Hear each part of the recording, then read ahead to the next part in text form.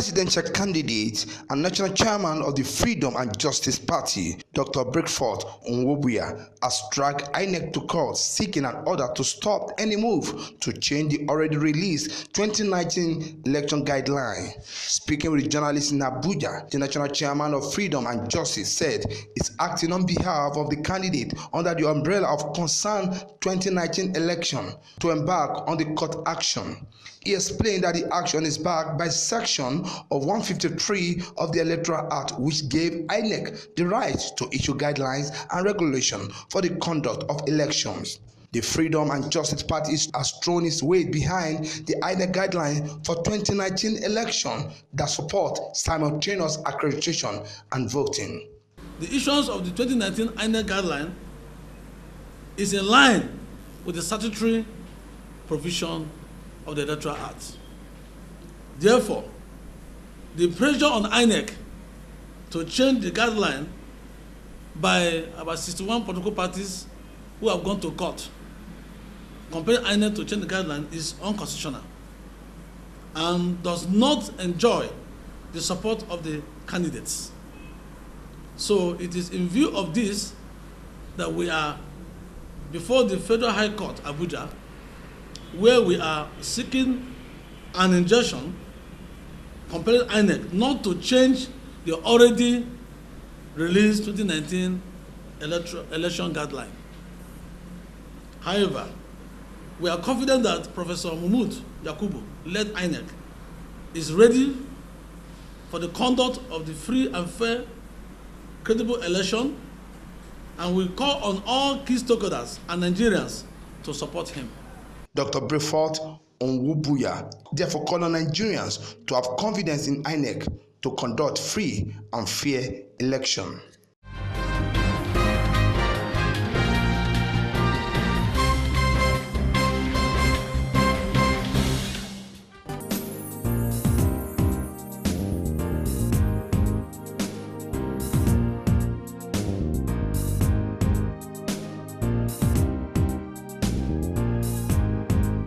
A presidential candidate, Obi Ezekwesili, has withdrawn from the presidential race, opted to help to build a coalition to defeat All Progressive Congress and People Democratic Party in the February 16, 2019 election. In a statement issued Thursday morning by spokesperson of the Obiageli Ezekwesili Presidential Campaign Organization, Uzoma Ubakukos, quoted as saying that a decision to withdraw from the race followed extensive discussion with Nigerians at home and the diaspora. According to her, the action is also prompted by examination of the country electoral environment subsequent to 2019 presidential election debate of Saturday, January 19, 2019.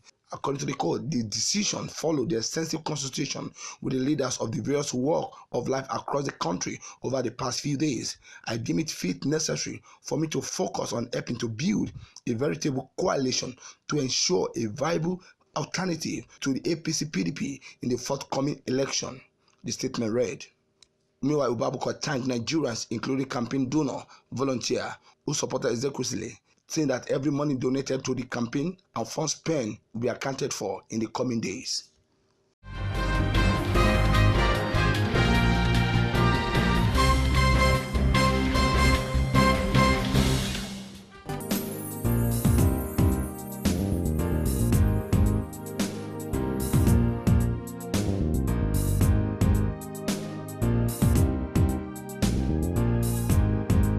President Muhammadu Buhari had transmitted the National Minimum Wage Bill to the National Assembly after approval by the National Council of State. Senior Special Assistant to President on National Assembly Affairs, Senator Ita Inan, confirmed that the bill had been transmitted to the Parliament. The National Council of State has approved the sum of 27,000 naira, which the federal government, however, said it will increase to 30,000 naira for each worker. The Nigerian Labour Congress rejected the 27,000 naira new minimum wage adopted by the National Council of State. NLC General Secretary Peter Ison said the council had no jurisdiction determining another amount after a tripartite committee has submitted its report to the president. Ison, however, said the NLC has called an emergency National Executive Council meeting to weigh on the deadline given to the government within which to submit an executive bill to the National Assembly. NLC General Scribe added that the federal government was only projecting a shutdown of the economy with its latest action. Labour has therefore shifted its battle for a realistic wage to the National Assembly, lobbying the lawmaker to approve 30,000 naira for worker. President of the Trade Union Congress, Bobo Kagama, said the government had been locked down in negotiation with organized labor since 2016 over a long overdue minimum wage for the public sector workers.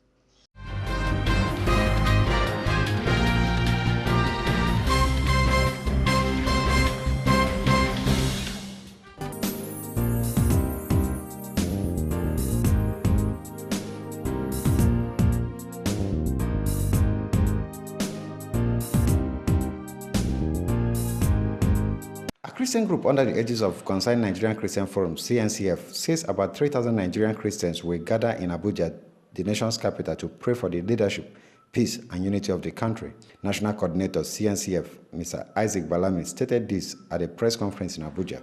Balami noted that the need to pray for the leadership of the country has become imperative.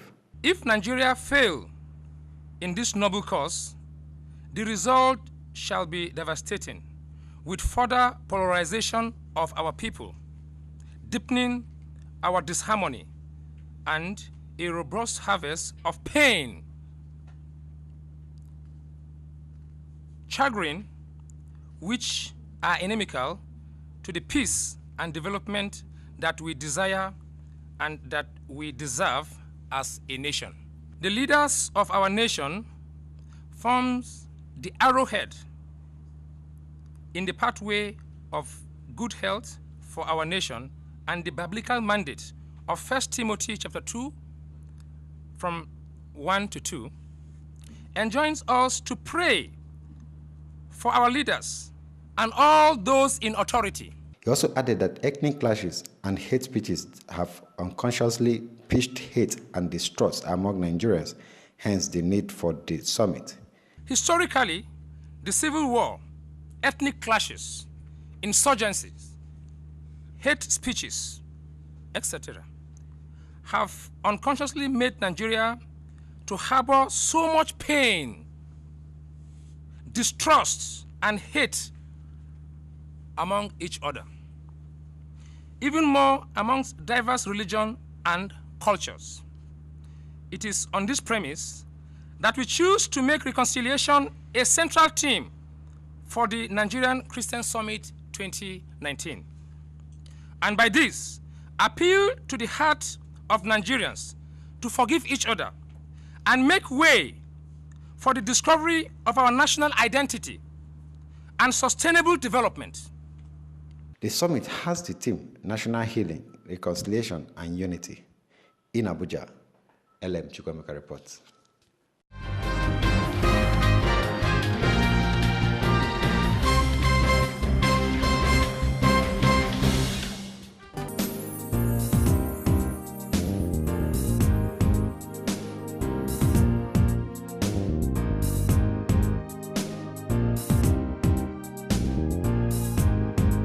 The international community and the federal government of Nigeria have been called upon to question former President Olusegun Obasanjo on his alleged plot to destabilize the country. The concerned Nigerian masses, which made the call, said Obasanjo should be put under house arrest ahead of the general election. The group said it has followed the events in the political atmosphere in Nigeria with a keen interest, especially as it concerns the presidential election in Nigeria, and it is therefore of the opinion that the urgent and proactive steps need to be taken to arrest, deploy by some agent of darkness toward plunging the country into the crisis of the phenomenal proportion. A speech delivered by Comrade Opoku Ojeni on behalf of the Coalition for Change and Good Governance Initiative, while on the protest march from the Unity Front in Abuja to the office of Attorney General of the Federation, AGF, and later to the presidential villa in Abuja, warned that if urgent steps were not taken, Nigeria might go up in flames. According to Ojeni, without missing word, the concerned Nigerian masses have it on a good authority that an individual claimed to be either statesman and concluded plan with other unscrupulous elements to cause mayhem in the country before and after the general election. Today, we are here to demand immediate arrest of former President Olusegun Obasanjo. Yes. He should be arrested at this time and properly rehabilitated. Because he was an elder statesman, but because of his recent letter, he has lost his status as an elder statesman. Exactly. No younger generation of our generation, or even the age before us, will ever respect him again. Reason be that we have seen clearly that Obasanjo is against the common Nigerians. I will not bore you to read this speech all, but I want to tell you that without missing words, the concerned Nigerian masses have it on good authority that an individual who claimed to be an elder statesman have concluded plans in cohort with other unscrupulous elements to cause mayhem in the country during and after the general election. The Attorney General, unfortunately, and that's the Minister for Justice, Abubakar Malami SAN, is not in the office presently. He's on official duty outside Abuja. He wants to first of all say, appreciate to the Minister of Justice, appreciate the conduct of your peaceful demonstration. That's the most important thing. You came peacefully here and you have always been in order. When the leader was talking, everybody was attentive. I think it is worth a commendation. He commends every of your rights, which you are, as a Nigerian, you are expressing today, because this is freedom of association and freedom of movement. Nobody is gagging you. So why would I do that? I can give you my assurance that this letter will be the first thing that is going to, it will be on his table as soon as he comes, and I can give him the word that he will go through it, because it has been well articulated, and also you have also articulated all your concerns as Nigerians, and I can give you the words that he will treat them as appropriate.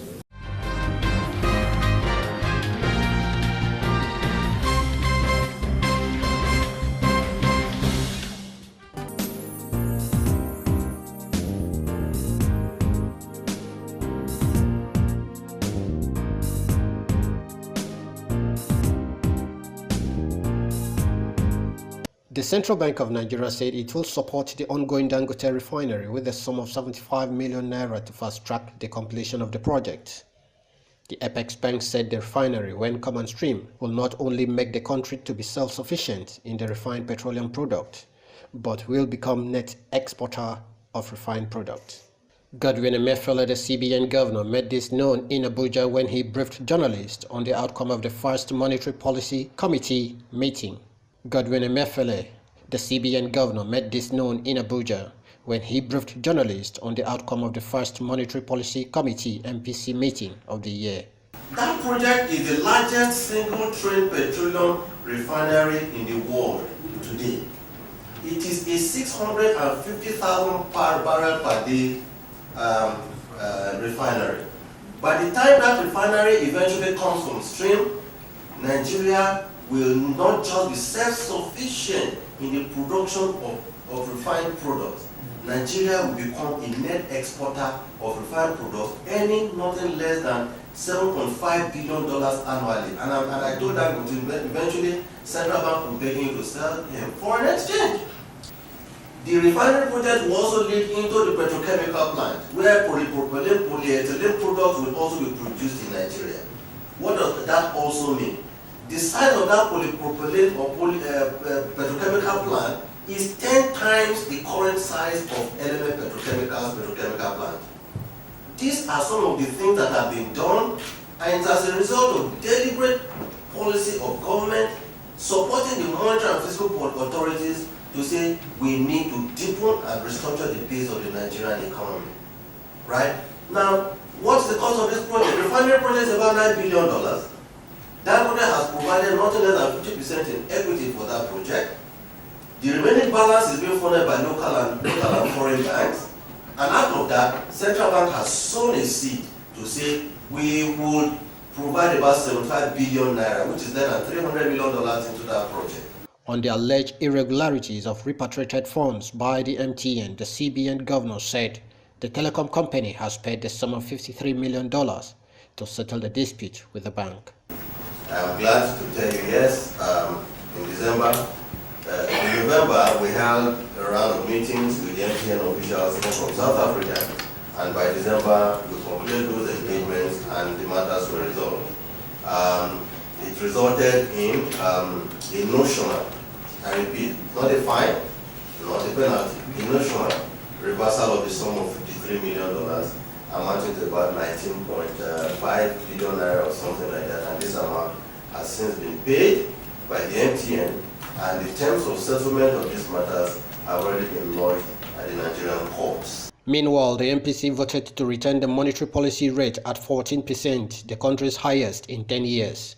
This is the 15th time that the committee has left the rate unchanged. The committee also retained the cash reserve ratio at 22.5%, liquidity ratio at 30%, and the symmetric corridor at plus 200 minus 500 basis points.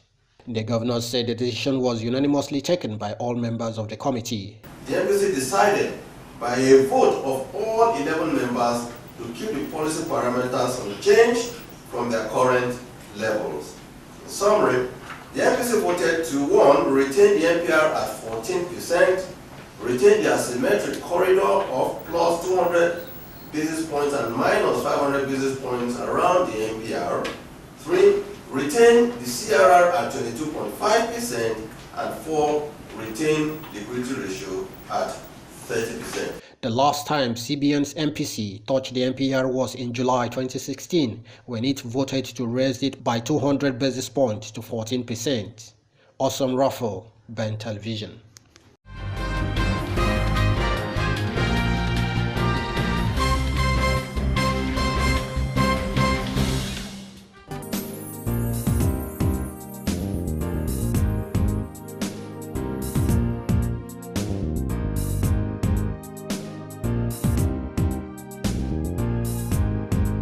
The Nigerian Senate has reviewed and approved the National Transport Commission bill in compliance with President Muhammadu Buhari's observation 5 weeks after the president rejected the bill.